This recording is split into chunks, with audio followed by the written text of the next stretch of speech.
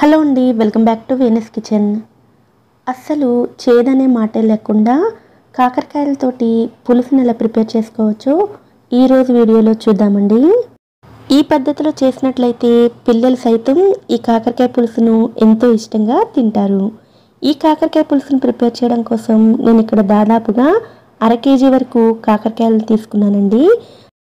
కాకరకాయల పైన ఇలా ఎగుడు దిగుడుగా బొడిపెల్లా ఉంటాయి కదండి, వీటిని చెక్కు తీసేసుకోవాలి. పూర్తిగా తీయాల్సిన అవసరం లేదండి, కొద్దిగా తీసుకుంటే సరిపోతుంది.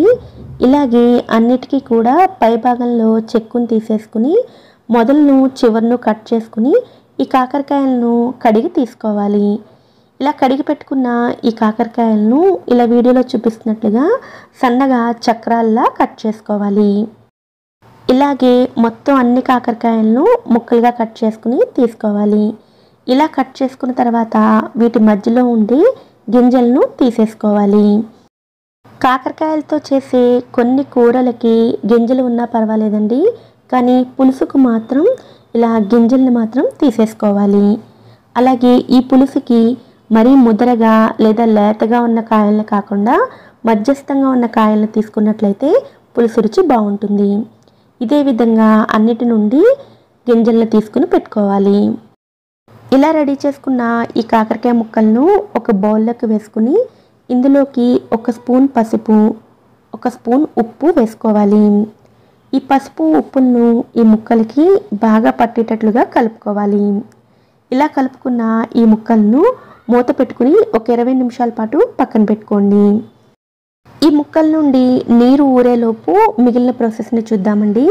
ఒక బౌల్లోకి పెద్ద నిమ్మకాయ సైజంతా చింతపండుని తీసుకుని ఇందులోకి వాటర్ని వేసుకుని 10 నిమిషాల పాటు నానబెట్టుకున్న తర్వాత ఇందులో నుండి చింతపండు పులుసుని తీసుకుని రెడీగా పక్కన పెట్టుకోండి.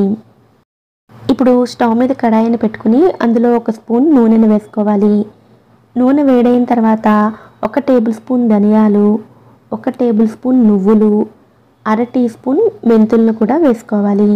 ఇందులోని 1 టీ స్పూన్ జీలకర్ర, 2 టేబుల్ స్పూన్ల ఎండు కొబ్బరి ముక్కల్ని వేసుకుని వీటన్నిటిని లో ఫ్లేమ్లో నిదానంగా కొబ్బరి ముక్కలు రంగు మారేంత వరకు ఫ్రై చేసుకోవాలి. ఈ పులుసు రుచి అంతా కూడా ఈ దినుసులతో చేసిన గ్రేవీతోనే వస్తుందండి, కనుక నిదానంగా లో ఫ్లేమ్లో కొబ్బరి ముక్కలు ఇలా మంచి రంగులోకి మారేంత వరకు ఫ్రై చేసుకుని చల్లారిన తర్వాత మిక్సీ జార్లో వేసుకుని ముందు మెత్తగా గ్రైండ్ చేసుకోండి. తర్వాత వాటర్ని వేసుకుని ఇలా గ్రేవీలా గ్రైండ్ చేసుకుని ఉంచుకోవాలి. 20 నిమిషాల తర్వాత కాకరకాయ ముక్కల నుండి కూడా నీరు ఊరుతుందండి. ఇప్పుడు ఈ ముక్కల్ని బాగా పిండుకుని నీటిని సెపరేట్ చేసుకోవాలి. మీరు ఎంతైతే బలాన్ని ఉపయోగించగలరో అంత బలంతో ఈ ముక్కల నుండి వాటర్ని సెపరేట్ చేసుకోండి. అప్పుడే కాకరకాయ ముక్కల్లో ఉండే చేదంతా ఈ నీటిలోకి వచ్చేస్తుంది. ఇలా చేయడం వల్ల ముక్కలు సాఫ్ట్గా అవుతాయి, అలాగే ముక్కల్లో ఉండే చేదంతా కూడా ఇలా వాటర్లోకి వచ్చేస్తుంది. ఇప్పుడు స్టవ్ మీద కడాయిని పెట్టుకుని అందులో 2 టేబుల్ స్పూన్ల ఆయిల్ని వేసుకోవాలి. నూనె వేడైన తర్వాత కాకరకాయ ముక్కల్ని వేసుకుని మీడియం ఫ్లేమ్లో ఈ కాకరకాయ ముక్కలను రంగు మారేంత వరకు ఫ్రై చేసుకోవాలి.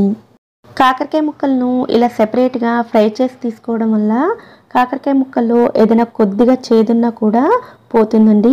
ఇలా ముక్కలను ఫ్రై చేసుకున్న తర్వాత వీటిని ఒక బౌల్లోకి తీసుకుని పెట్టుకోవాలి.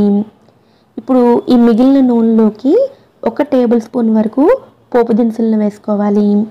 ఆవాలు, శనగపప్పు, మినపప్పులను 1 టేబుల్ స్పూన్ వరకు వేసుకోండి. అలాగే 6 దంచిన వెల్లుల్లి రెబ్బలను కూడా వేసుకోవాలి. ఇవన్నీ బాగా ఫ్రై అయిన తర్వాత ఇందులోకి కారానికి తగినట్లుగా 3 పచ్చిమిరపకాయలను వేసుకోండి. అలాగే ఒక పెద్ద ఉల్లిపాయ తరుగును కూడా వేసుకుని మీడియం ఫ్లేమ్లో ఈ ఉల్లిపాయలను సాఫ్ట్గా అయ్యేంత వరకు ఫ్రై చేసుకోవాలి. ఉల్లిపాయలు ఇలా బాగా ఫ్రై అయిన తర్వాత ఇందులోకి 2 బాగా పండిన టమాటా ముక్కలను వేసుకుని ఈ టమాటా ముక్కలను కూడా సాఫ్ట్గా అయ్యేంత వరకు ఫ్రై చేసుకోవాలి. ఈ టమాటా ముక్కలతో పాటుగా 1/2 టీ స్పూన్ పసుపు, పులుసు రుచికి సరిపడా ఉప్పును కూడా వేసుకోవాలి. అలాగే మీరు తినే కారానికి తగినట్లుగా కారాన్ని కూడా వేసుకోండి. నేను ఇక్కడ 2 టీ స్పూన్ల కారాన్ని వేస్తున్నానండి. వీటన్నిటిని కూడా బాగా కలుపుకుని టమాటాలు సాఫ్ట్గా అయ్యేంత వరకు ఫ్రై చేసుకోవాలి. టమాటాలు ఇలా మెత్తగా వేగిపోయిన తర్వాత ఇందులోకి ముందుగా గ్రైండ్ చేసుకున్న పేస్ట్ని వేసుకోండి. అలాగే కొద్దిగా వాటర్ని కూడా వేసుకుని అంతా బాగా కలుపుకుని మీడియం ఫ్లేమ్లో ఆయిల్ సెపరేట్ అయ్యేంత వరకు ఫ్రై చేసుకోవాలి. ఈ మసాలా పేస్ట్ ఫ్రై అవ్వడానికి ఎక్కువ టైం ఏం పట్టదండి. ఇలా త్వరగానే వేగిపోతుంది. ఆయిల్ సెపరేట్ అయిన తర్వాత ఇందులోకి కాకరకాయ ముక్కలను వేసుకుని ఒకసారి బాగా కలుపుకోండి. అంతా బాగా కలుపుకున్న తర్వాత ఇందులోకి ముందుగా తీసి పెట్టుకున్న చింతపండు పులుసుని వేసుకోవాలి. అలాగే కొద్దిగా బెల్లాన్ని కూడా వేసుకోండి. బెల్లం పూర్తిగా ఆప్షనల్ అండి. బెల్లం వేసినా వేయకపోయినా కూడా అస్సలు చేదు లేకుండా పులుసు రుచి చాలా బాగుంటుంది. బెల్లాన్ని మీ టేస్ట్కి తగ్గట్టు వేసుకోవచ్చు. నేను ఇక్కడ 1 టేబుల్ స్పూన్ వరకు బెల్లాన్ని వేసానండి. చింతపండు పులుసు వేసిన తర్వాత 4-5 నిమిషాల పాటు ఈ పులుసుని మరిగించుకోవాలి. ఇందులోనే 1 రెమ్మ కరివేపాకును కూడా వేసుకుని కలుపుకోవాలి. ఈ స్టేజ్లోనే ఉప్పు, తీపి, పులుపు ఒకసారి చెక్ చేసుకుని అవసరమైతే మీ టేస్ట్కి తగ్గట్టు అడ్జస్ట్ చేసుకోవచ్చు. నూనె ఇలా సెపరేట్ అవుతున్నప్పుడు సన్నగా తరిగిన కొత్తిమీరని వేసుకుని స్టవ్ ఆఫ్ చేసుకోవాలి. పులుసు కన్సిస్టెన్సీ ఈ విధంగా ఉంటే సరిపోతుందండి. చల్లారిన తర్వాత ఇంకా దగ్గరగా అవుతుంది. ఈ కన్సిస్టెన్సీలో స్టవ్ ఆఫ్ చేసుకుంటే సరిపోతుంది. ఈ గ్రేవీతో ఈ పద్ధతిలో కనుక కాకరకాయ పులుసు చేసినట్లయితే పిల్లల నుంచి పెద్దల దాకా చేదనే మాట లేకుండా కాకరకాయ పులుసును చాలా ఇష్టంగా తింటారండి. ఇంత రుచిగా ఉండే ఈ కాకరకాయ పులుసును మరి మీరు కూడా తప్పకుండా ట్రై చేయండి. ఈ వీడియో కనుక మీకు నచ్చినట్లయితే వీడియోని లైక్ చేసి ఛానల్ని కూడా సబ్స్క్రైబ్ చేసుకోండి. నోటిఫికేషన్స్ మిస్ అవ్వకుండా ఉండడం కోసం పక్కనే ఉండే బెల్ ఐకాన్ని కూడా యాక్టివేట్ చేసుకోండి. Thanks for watching.